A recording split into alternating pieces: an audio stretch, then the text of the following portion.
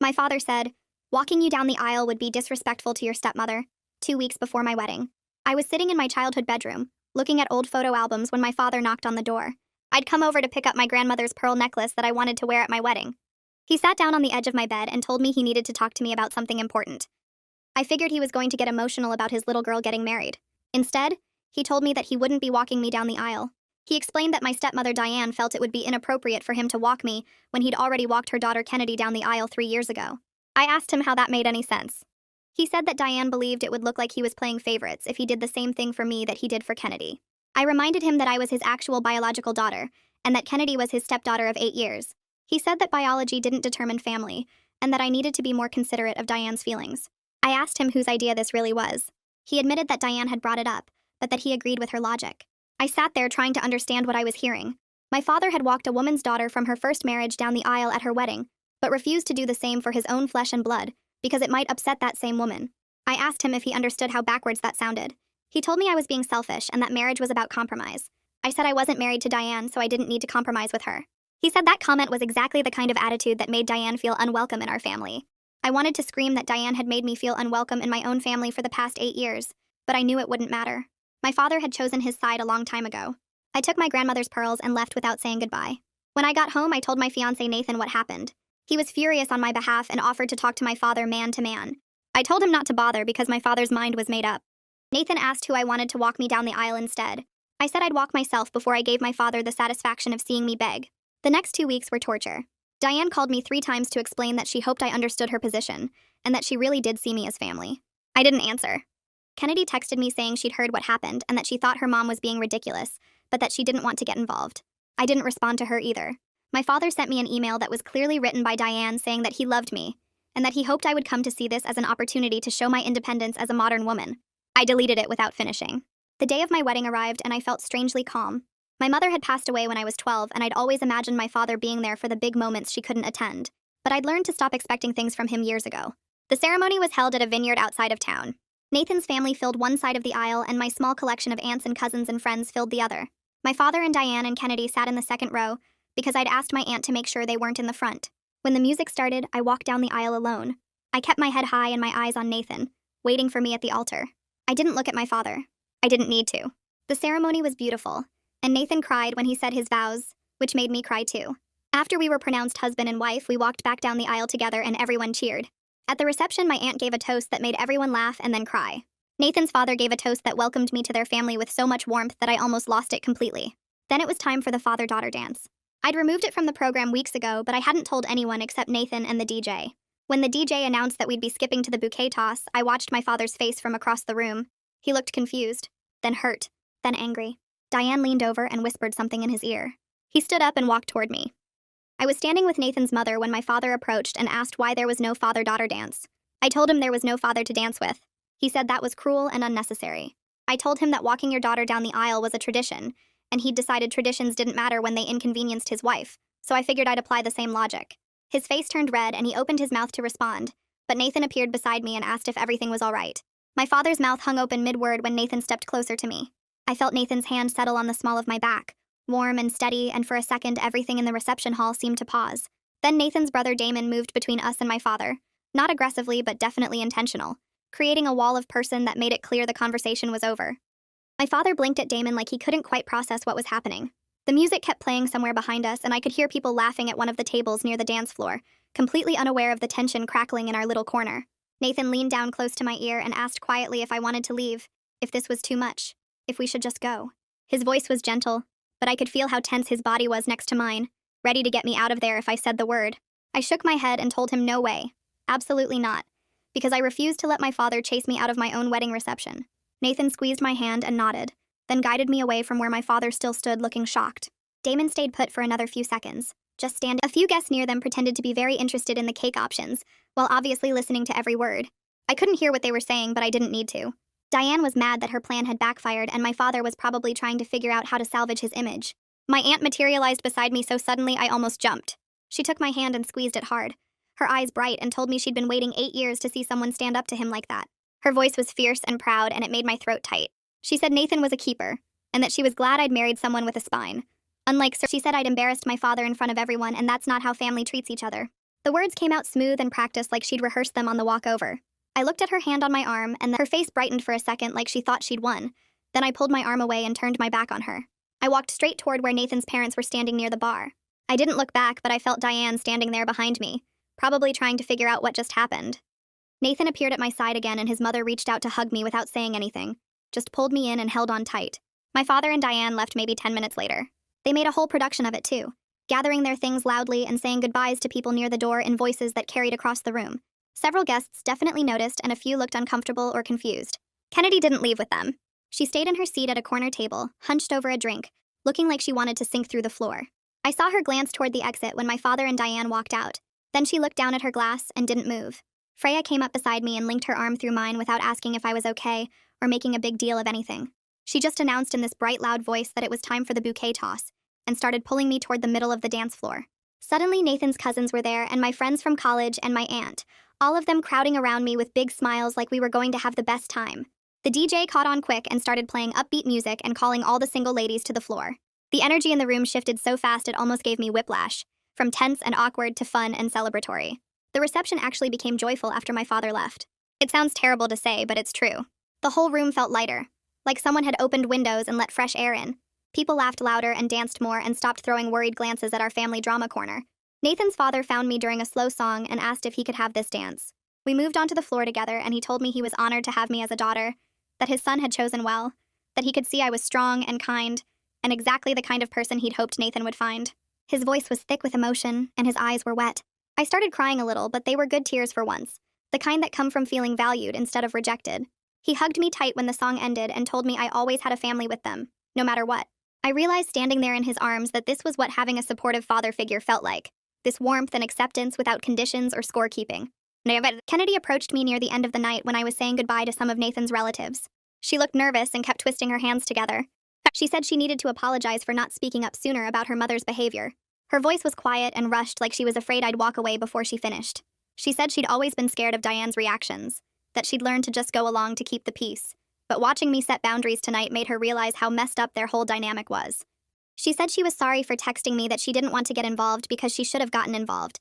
She should have told her mother she was being ridiculous. I looked at Kennedy standing there looking miserable and conflicted, and I told her I understood. I told her I needed some time though, that tonight had been a lot, and I couldn't process everything right now. She nodded fast and said she understood, that she'd be there whenever I was ready to talk. She hugged me quickly and then left before I could say anything else. 3 days into our honeymoon at this beach resort with white sand and clear water, Nathan and I finally had time to just sit and talk about everything that happened. We were on our balcony watching the sunset with drinks we'd made too strong and our feet propped up on the railing. Nathan said he'd never been more proud of anyone than when he watched me walk down that aisle alone. He said watching my father's face when he realized there would be no dance was satisfying in a way he didn't expect, that he'd wanted to punch my father for months, but seeing him face the consequences of his choices was better. We talked about what boundaries we wanted going forward. Nathan said whatever I decided he'd support completely, that if I wanted to cut my father off entirely, he'd back me up, and if I wanted to try to rebuild something, he'd be there for that too. He said the only thing he cared about was protecting me from being hurt like that again. I leaned against his shoulder and watched the sun turn the ocean orange and red. For the first time in weeks, I felt like I could breathe all the way. The email from my father came through on my phone while we were having breakfast by the pool. The subject line said, "We need to talk about your behavior," in all caps. I showed it to Nathan and we both just stared at it for a second. Then Nathan started laughing, this genuine amused laugh, and I started laughing too at the absolute nerve of it. We sat there giggling like kids at the idea that my father thought he had any right to lecture me about behavior after everything he'd done. I deleted the email without reading past the first line that started with, "I'm very disappointed." Nathan flagged down a server and ordered us these fancy tropical drinks with fruit and umbrellas. We toasted to not letting my father invade our honeymoon, and I felt lighter than I had in weeks, maybe months. The rest of that day we swam and ate too much food and didn't check our phones once. When we got home from the honeymoon, there were 2 letters waiting in our mailbox. Both had my father's return address, and the second one had urgent written across the front in red marker. Nathan pulled them out and held them up, asking if I wanted him to just throw them away without opening them. Part of me wanted to say yes, but I told him I should probably read them, that I needed to know what I was dealing with. We sat on our couch and I opened them one at a time. The first letter said I'd caused a scene at my wedding by removing the father-daughter dance without telling anyone. It said I'd disrespected Diane and made the whole event about my hurt feelings instead of celebrating marriage. The second letter was longer and angrier. It said I was manipulated by Nathan and that I'd changed since getting engaged. It said Diane was heartbroken by my behavior and that I owed her an apology. Both letters ended with demands that I call him immediately to discuss this like adults.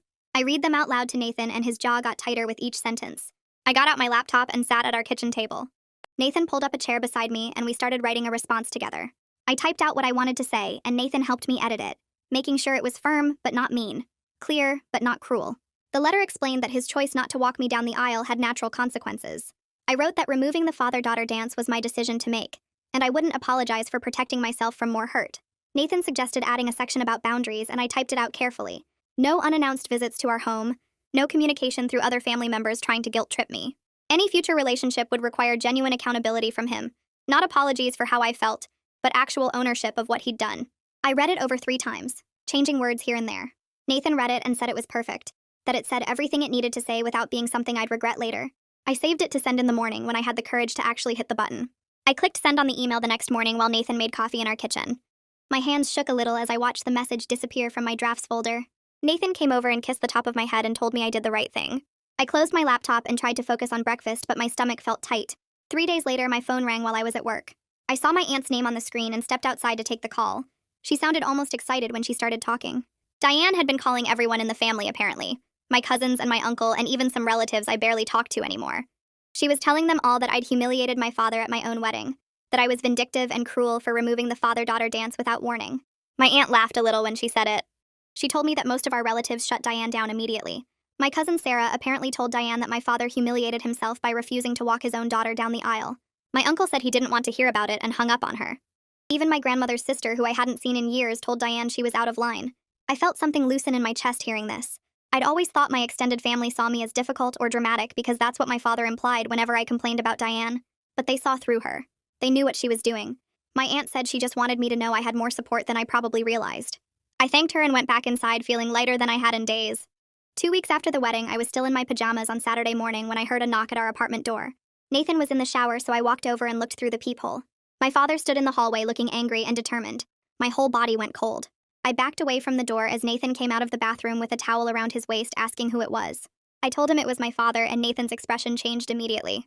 He pulled on sweatpants and a shirt faster than I'd ever seen him move. The knocking got louder, and then I heard my father's voice demanding to see me, saying he knew I was home because my car was in the parking lot. Nathan walked to the door and opened it just enough to stand in the frame blocking the entrance. His voice was calm but firm when he spoke. He told my father he needed to leave. My father tried to push past him, but Nathan didn't move. He said showing up unannounced violated the boundaries I clearly stated in my letter, and that my father needed to respect those boundaries, or there would be consequences. My father's face turned red and he started yelling that I was his daughter and he had a right to talk to me. I walked to the door and stood beside Nathan. I told my father through the screen that he needed to respect my boundaries, or there would be no relationship at all. My father looked at me like I'd slapped him. His face got even redder and he said I was manipulated by Nathan, that I never acted like this before I got married. Nathan actually laughed at that. He said maybe I never had someone supporting me enough to stand up for myself before. My father opened his mouth and closed it again. He had no response to that truth. He stood there for another few seconds looking between Nathan and me like he was waiting for one of us to break. When neither of us did, he turned and walked away down the hallway. Nathan closed the door and locked it. I realized I was shaking. Nathan pulled me into a hug and I stood there trying to catch my breath. But I also felt strangely powerful. Nathan had physically stood between me and my father's boundary violations, and I'd held my ground. We called Nathan's parents an hour later to tell them what happened. They invited us for dinner immediately, saying family supports family. That evening at their house, Nathan's mother hugged me tight when we walked in. She said she was sorry my father couldn't see what an amazing daughter he had. I felt that grief again for the parent relationship I would never have. But I also felt grateful for the family I was building with Nathan. A month after the wedding, Kennedy texted me asking if we could meet for coffee without her mother knowing. I stared at the message for a long time before responding. Part of me wanted to ignore it, but I was curious. I agreed to meet at a cafe across town where we were unlikely to run into anyone we knew. Kennedy was already there when I arrived, looking tired and older than I remembered. She ordered a latte and I got tea, and we sat at a corner table away from other customers. She admitted that living with Diane's constant manipulation was exhausting. She said she'd been walking on eggshells her whole life trying to keep her mother happy. I listened and watched her twist her napkin into shreds. She told me watching me set boundaries at the wedding made something click for her. She realized she didn't have to keep sacrificing her own peace for her mother's ego. We talked for almost 2 hours, and I saw my stepsister clearly for the first time. She was someone also damaged by Diane's narcissism, just in different ways than me. When we left the cafe, Kennedy hugged me and thanked me for meeting her. The next week, Kennedy told me more about life with Diane. She said her mother had been obsessed with making sure Kennedy's wedding was better than mine. Diane kept comparing everything, keeping score like it was a competition.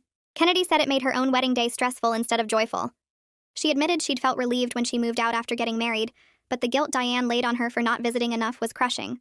I told her about the years of feeling invisible in my own family while Diane played victim. We sat there comparing notes and realizing how many of the same tactics Diane used on both of us. The difference was, Kennedy had lived with it her whole life and thought it was normal. I invited Kennedy to have dinner with Nathan and me the following week. I wanted to keep it separate from all the Diane drama. The three of us had a surprisingly good time. Kennedy and Nathan bonded over their shared love of terrible action movies. We laughed until my sides hurt talking about the worst films we'd ever seen. Nathan told me later he was glad I was building a relationship with Kennedy on our own terms. Kennedy texted me afterward saying she hadn't laughed that much in months, and asking if we could make it a regular thing. I said yes. 3 months after the wedding, I took a pregnancy test in our bathroom while Nathan waited outside the door. The 2 lines appeared immediately. I opened the door and showed him, and we both just stared at it for a minute before he picked me up and spun me around. But the joy got complicated fast. That night in bed, I asked Nathan what role my father would have in our child's life. He got quiet and said he'd been thinking about the same thing. We spent several evenings talking through different options. Supervised visits where my father couldn't be alone with the baby. Limited contact on holidays only. Or no contact at all to protect our child from the same prioritization of step-family that hurt me. I was torn between wanting my child to have grandparents and protecting them from my father's choices. Nathan said whatever I decided he would support completely, but that our child's well-being came first. Before I could make any decision, my aunt accidentally mentioned my pregnancy to my father during a phone call. She called me right after to apologize, saying it slipped out when he asked how I was doing. Within hours, I got an email from my father. The subject line said congratulations in all caps. I opened it and felt my blood pressure spike as I read. He assumed he would be an involved grandfather. He included suggestions for nursery colors and asked when we planned to find out the gender. The presumption that he automatically got access to my child after refusing to walk me down the aisle made me furious in a way I didn't expect. I showed Nathan the email, and he read it with his jaw clenched tight. We sat down that night and created a detailed plan for grandparent boundaries. Any relationship with our child would require genuine accountability from my father first. Real apology, not just sorry for how I felt. Acknowledgement of what he'd actually done wrong. Commitment to treating me with respect going forward. I drafted an email explaining that being a grandparent was a privilege earned through respect and healthy relationships, not an automatic right. I wrote that I would not expose my child to someone who couldn't prioritize their own daughter's feelings. The email sat in my drafts for 2 days while I tweaked the wording. I sent it to Freya to read over. She called me immediately and said it was perfect. She said I was protecting my child the way I wished someone had protected me from Diane's influence all those years. I saved the final version and told Nathan I needed one more night to be sure. He said take all the time I needed because this decision would affect our whole family. I sent the email the next morning after Nathan read it one more time and nodded. The send button felt heavy under my finger, but I pressed it anyway. We went about our day trying not to think about it, but every time my phone buzzed, I jumped. 3 days passed with nothing. Then a week, then 2 weeks. I started to relax into the silence. My aunt called to check in, and I told her about the email and the boundaries. She said she was proud of me for protecting my child before they were even born. Kennedy texted asking how I was feeling and if I needed anything. I told her I was good, and asked how the apartment search was going. She said she'd looked at 3 places and was putting in an application for one near downtown. I told her that was great and meant it. At my next doctor appointment, Nathan held my hand while we listened to the heartbeat through the Doppler. The sound filled the small exam room, and I watched Nathan's face light up. The doctor said everything looked perfect and asked if we had any questions. I asked about stress during pregnancy, and she said some stress was normal, but to try to minimize it where possible. I thought about my father's silence and realized it was actually helping. No angry letters meant no spike in blood pressure. No manipulation attempts meant I could focus on growing a healthy baby. The doctor scheduled our anatomy scan for the following month and said we could find out the gender then if we wanted. Nathan squeezed my hand, and I squeezed back. The letter arrived on a Tuesday afternoon. I recognized my father's handwriting on the envelope, and my stomach clenched. I set it on the kitchen counter and stared at it for 10 minutes before opening it. Nathan came home from work and found me still standing there. He asked if I wanted him to read it first. I shook my head and opened it. The letter was 2 pages long. My father started by saying he was sorry I was hurt by his decision about the wedding. He said he never intended to cause me pain. Then he said that Diane's feelings had to be considered too, because they were married, and that's what marriage meant. He wrote that he hoped I could understand his position now that I was married myself. He said he was excited to be a grandfather and asked when the baby was due. He suggested we could work out a visitation schedule that worked for everyone. The last paragraph said he hoped I could move past this for the baby's sake, because family was important. I read it twice to make sure I understood what I was reading. Then I handed it to Nathan. He read it standing next to me at the counter. When he finished, he looked at me and asked if I saw it too. I asked what he meant. He pointed to the second paragraph and said my father was apologizing for my feelings, not his actions. He said there was no actual acknowledgement of what he'd done wrong. No understanding of why walking Diane's daughter down the aisle but refusing to walk me was hurtful. No accountability for choosing his wife's comfort over his daughter's wedding. Just sorry you feel that way, and let's move forward because I want access to your baby. I felt something shift in my chest. Nathan was right. This wasn't an apology. This was my father trying to use my child as leverage to avoid actually dealing with what he'd done. I sat down at the kitchen table and opened my laptop. Nathan asked what I was doing. I said I was writing back one more time to make things absolutely clear. He pulled up a chair next to me and put his hand on my shoulder while I typed. I wrote that I appreciated him reaching out, but that his letter confirmed what I already knew. I wrote that apologizing for how I felt was not the same as apologizing for what he did. I wrote that until he could acknowledge that refusing to walk his biological daughter down the aisle while walking his stepdaughter was wrong, we had nothing to discuss. I wrote that being a grandparent was a privilege earned through respect and healthy relationships. I wrote that if he couldn't prioritize his daughter, then he wouldn't have access to his grandchild. I wrote that I would not negotiate on this boundary, and that the decision was entirely his to make. The email sat in my drafts for 3 days. I read it every morning and every night. I changed a few words. I deleted a sentence and added it back. Nathan asked if I was sure, and I said no, but I was doing it anyway. On the third night, I read it one more time with Nathan sitting beside me. He asked if I meant every word. I said yes. He said then send it. I clicked send and closed the laptop. We sat there in the quiet of our kitchen, and I waited to feel something. Regret maybe, or fear. Instead, I just felt tired. Nathan asked if I was okay. I said I didn't know yet, but I would be. Weeks went by with no response. My inbox stayed empty of emails from my father. No letters arrived in the mail. Kennedy called me one afternoon while I was folding laundry. She said she needed to tell me something. I asked what. She said Diane had been ranting for days about being excluded from the pregnancy. She said my father mostly stayed quiet during these rants, but that he looked sad. She said she thought he wanted to reach out, but didn't know how without admitting Diane was wrong. I asked Kennedy how she was doing. She said she'd signed the lease on her apartment and was moving out next weekend. She asked if Nathan and I could help her move. I said yes without hesitating. My pregnancy progressed into the 4th month without the constant stress of my father's manipulation. My doctor commented that my blood pressure was excellent. I started showing enough that strangers could tell I was pregnant. Nathan's mother called every week to check in and ask how I was feeling. She never mentioned my father. She never asked if we'd heard from him. She just asked about me and the baby and if we needed anything. At my anatomy scan, we found out we were having a girl. Nathan cried in the exam room while the technician printed pictures. I cried too, but for different reasons. I was happy about the baby, but sad that my father was missing this. Then I reminded myself that he was choosing to miss it. Nathan's parents invited us over for dinner the following Saturday. We drove to their house in the suburbs, and Nathan's mother answered the door with a huge smile. She hugged me carefully and asked how I was feeling. I said good and meant it. Nathan's father gave Nathan a hug and shook my hand, then pulled me into a hug too. We sat down to eat, and halfway through dinner, Nathan's mother cleared her throat. She said they had something they wanted to share with us. Nathan's father smiled and said they'd been working on a project. Nathan asked what kind of project. His mother said they were converting their guest room into a nursery for when we visited with the baby. She pulled out paint samples from her purse and spread them on the table. She asked which colors I liked best. I stared at the samples and felt my throat get tight. She was asking my opinion. She was including me in decisions about my child. She was treating me like I was truly her daughter. I pointed to a soft yellow and said I liked that one. She smiled and said that was her favorite too. Nathan's father said they'd already ordered a crib and changing table. He said they wanted us to feel comfortable bringing the baby over anytime. Nathan reached under the table and took my hand. I squeezed it hard. The contrast between this warm inclusion and my father's absence hit me like a physical thing. But sitting there with Nathan's parents planning for our daughter, I realized something. Chosen family could be just as real as blood. Maybe more real because it was based on actual care instead of obligation. Kennedy and I met for coffee the next week to plan the baby shower. She brought a notebook full of ideas and was genuinely excited. We picked a date 6 weeks out and started making a guest list. She asked if I wanted to do a theme. I said not really. She said okay, and wrote down no theme.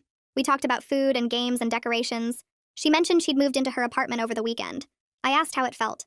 She said weird, but good. She said Diane had called her 4 times already trying to guilt her into coming back. I asked if she was going to. She said no. She said living on her own was the first time she'd felt like she could breathe in years. I told her I was proud of her. She looked surprised, then smiled. The baby shower happened on a sunny Saturday in May. Kennedy had rented a small event space and decorated it with yellow and white balloons. Nathan's whole family came. My aunt drove in from 2 hours away. Freya brought her new boyfriend. My cousins came with their kids. Kennedy greeted everyone at the door and directed them to the food table. I sat in a chair that Kennedy had decorated with ribbons and opened presents. Baby clothes and blankets and books and toys piled up around me. Nathan's mother had bought us a stroller. My aunt gave me my mother's baby blanket that she'd been keeping safe. Freya got us a year's supply of diapers and said she'd calculated how many we'd need. Kennedy's gift was last. She'd made a photo album with pictures of us from when we were younger. Before Diane. Before everything got complicated. I hugged her and she hugged me back hard. No one mentioned my father. But I caught Nathan's mother watching me during the gift opening with kind understanding in her eyes. She knew what it meant to celebrate without certain family members. She knew the bittersweet nature of joy mixed with loss. When the party wound down and people started leaving, she helped me pack up the gifts. She asked if I was okay. I said yes, and I meant it. I was surrounded by people who actually showed up for me. People who celebrated without conditions. People who loved without keeping score. That was worth more than blood relation. That was real family. At 7 months pregnant, I got one more letter from my father. I knew it was from him before I opened it because of the handwriting on the envelope. But this handwriting was different. Shaky. Some words were darker than others, like he'd pressed too hard. I opened it sitting on the couch with my feet up. The letter was short, just 1 page. My father wrote that he missed me. He wrote that he wished things were different. He wrote that he didn't know how to fix this without betraying Diane. He wrote that he hoped I was healthy, and that the baby was healthy. He wrote that he thought about me every day. The sentences trailed off in places like he'd lost his train of thought. There was no mention of the wedding. No acknowledgement of what he'd done. Just honest admission that he was choosing Diane over me and couldn't figure out how to do anything else. I read the letter 3 times. The honesty was almost worse than the manipulation. At least manipulation meant he was trying to get something. This was just resignation. This was him saying he knew he was wrong, but he was going to keep being wrong anyway. I filed the letter in a folder with all the others. Then I went back to folding tiny baby clothes and preparing for my daughter's arrival. Nathan came home and asked if I was okay. I said I was. He asked if I wanted to talk about it. I said no. He kissed my forehead and started making dinner. I watched him move around our kitchen and felt grateful for the family I'd built, the one that chose me back. Our daughter arrived 6 weeks later on a Tuesday morning. Labor was long and hard, and Nathan held my hand through all of it. When she finally came out crying and perfect, the nurse placed her on my chest. Nathan cut the cord with shaking hands. The hospital room filled with visitors within hours. Nathan's parents came first. His mother cried, holding our daughter. His father told her she was lucky to have such a strong mother. My aunt arrived with flowers. Freya came straight from work, still in her scrubs. Kennedy showed up with a giant teddy bear and tears in her eyes. They all took turns holding my daughter and crying happy tears. Nathan's mother asked what we were naming her. We said Claire, after my mother. She smiled and said that was perfect. I looked around the hospital room at all these people who had shown up, who had celebrated with me through pregnancy, who had supported me through family drama, who were here now to welcome my daughter into the world. My father's absence was a permanent loss. I felt that. But it was also a gift of clarity. I'd built exactly the family I needed. People who understood what real family meant. People who showed up without conditions. People who loved without keeping score. Claire would grow up surrounded by that kind of love. She'd never wonder if she was less important than someone else's feelings. She'd never have to compete for her parents' attention. She'd know what it felt like to be chosen first. And that was worth everything.